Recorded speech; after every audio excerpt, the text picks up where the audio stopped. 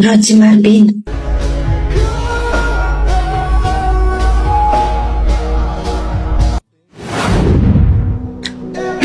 Rods, tingnan mo. Sila na ba yan?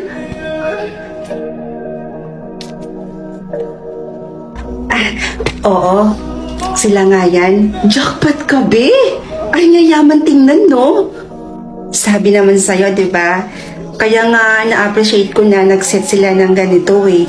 Siguro, baka gusto pa nila na mas makilala ako bilang mapapangasawa ng anak nila. Rods. Ay, hello po. Wag na. Hindi yan ang pinunta ko rito.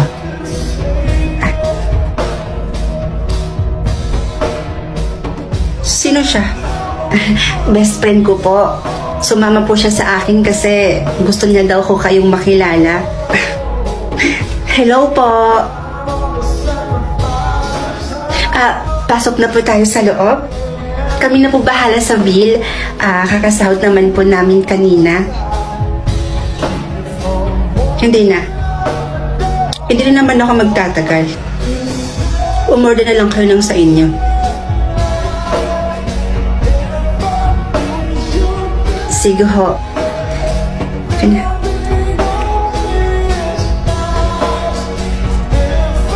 May konti lang naman akong sasabihin tungkol sa anak kong si Marvin. Huwag po kayong mag-aalala, tita. Alagang-alaga ko po siya sa bahay. Lumaki si Marvin sa may malaking tahanan. 3 ang yaya at nakakakain ng higit sa 3 beses sa isang araw. At nasusunod ang lahat ng mga gusto niya.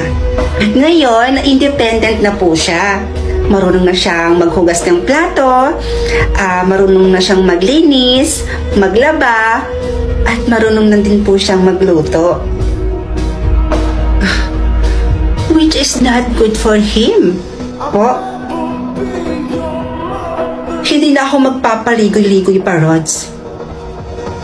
Hindi kita gusto para sa anak ko. Pero tita, nung kasama ko po si Marvin, sinabi daw po ninyo sa kanya na boto daw po kayo sa amin dalawa. Siyempre sasabihin ko yon. Wala eh. Mahal ka niya. At ayokong sumama ang loob ng anak ko. At ayoko rin hindi kami magkasundo ng anak ko nang dahil lang sa babaeng katulad mo. Kaya ako na ang nakikiusap sa'yo, Rods. Dahil ang gusto ko para sa anak ko, makahanap siya ng babaeng mayaman, katulad namin, katulad niya, at higit sa lahat, ay magiging masaya siya sa babaeng mapapangasawa niyang mayaman. And I made a research about you. Nasa hospital ang kapatid mo. And kailangan niyo ng pera, right? Makakatulong niyang milyon na yan kapalit ng pag-iwan mo sa anak ko. And please, hindi to dapat malaman ni Marvin.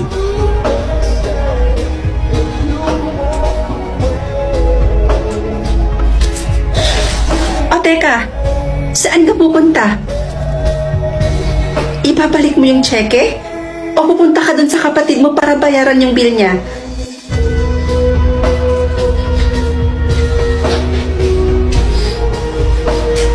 So, after ng meeting natin sa client number 2, may meeting pa tayo sa Metro Manila, tama ba? Oo, tama. Ano ba gamitin natin? Yung sasakyan ko na lang ba? Yeah. Dara. Rod, si Marvin.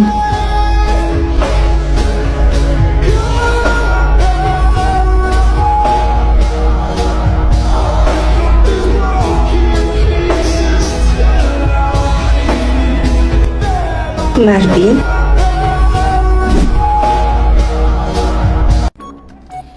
Ay, finally, natapos ka din. Okay na to? Pasa ko na to. Ha? Lo, ba't ayaw mag-send? Ma? Ma? Ma? Nakakunik ka po ba sa wifi? Oo, nak. Nga naman, tanawa ni nak o tanawa ni. Makatawa ka, good ani. Eh? Kaya naman po pala naglalag yung internet sa laptop ko eh. Mag-disconnect ka na muna sa wifi, ma. Humihina kasi yung internet eh. Kumakawa pa naman po ako ng assignment. Pasahan na namin bukas. Grabe ka, bastos ba? Alam mo namang inaaliw ko lang yung sarili ko dito. Tsaka isa pa, paano naman hihina yung internet natin? Eh, tayong dalawa lang naman yung nakakonect din eh. Eh, hindi ko nga rin po alam, ma. Sige na po. Mag-disconnect ka na muna sa wifi, ma. Ganito na lang. Makikonnect ka na lang ulit dun sa kapitbahay. Kagaya sa ginagawa natin palagi kapag humihina yung internet natin dito sa bahay. Psst, nak! Piste ka! Hingaan mo lang yung bunganga mo kay... Baka may makarinig. Aha! Ay, bilat! Mare? Nag-i-connect pala kayo sa wifi namin nang hindi ko napapansin at nalalaman? Bakit sobrang lakas ng wifi namin, ha, Mare? Ha? Makikonnect sa wifi namin? Gusto? Pero magpaalam ayaw? Grabe kayo! Hala, Ay, naku, Mare, pasensya ka na. Ito kasing wifi namin. Kami lang naman na anak ko yung nakakonect din eh. Pero, madalas, mahina yung internet. Nakakainis. ay nako, Mare, kung ako sa inyo, magbalit na lang kayo ng wifi para hindi na kayo makikonnect sa iba kapag humihina yung internet nyo. Ay nako, mag-bida fiber na lang kasi kayo. Bida fiber? Ay, naku, Mare, ha? Baka naman masyadong mahal yung babayaran namin dyan buwan-buwan. Naku, hindi, Mare. Dahil sa halagang 888 pesos, makakakonect na yung 8 gadgets. And up to 75 Mbps pa ang speed with set-off-fee supply. Napakasulit naman! Ay, naku, Mare, bakit ngayon mo lang sinabi na bida fiber lang pala yung solusyon dito sa problema namin? Piste ka? Eh, hindi ka naman nagtanong. Ay. Tatlo lang? Naku, kayang-kaya ko to. Easy. Ano? Talaga ba? Ang hirap naman ito. Ba yan? Ma'am, excuse me po. May sasabihin po sana ako sa inyo. Oh, Rods, bakit? Ano yon? Paano ba? Aray, sakit! Ma'am, sorry.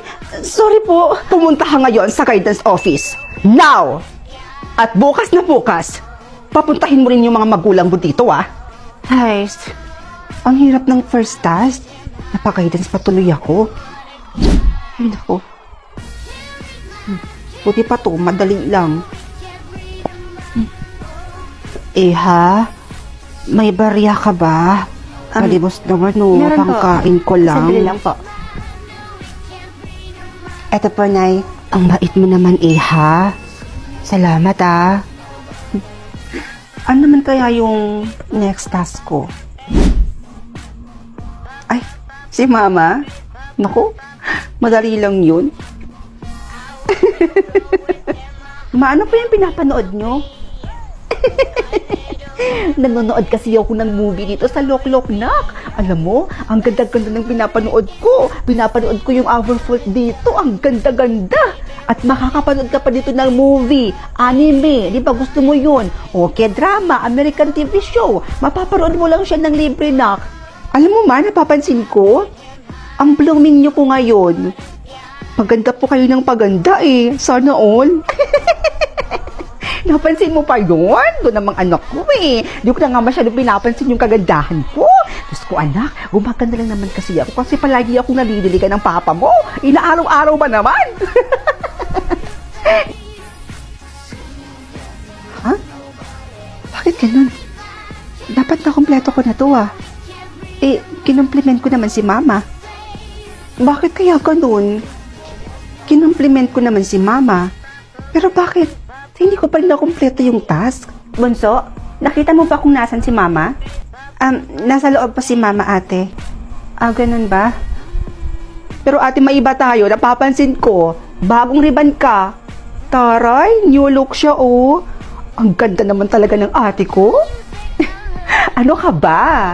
Parehas din naman tayong maganda. Kasi ako yung ate mo. Siyempre, nagmana ka sa akin. Ano?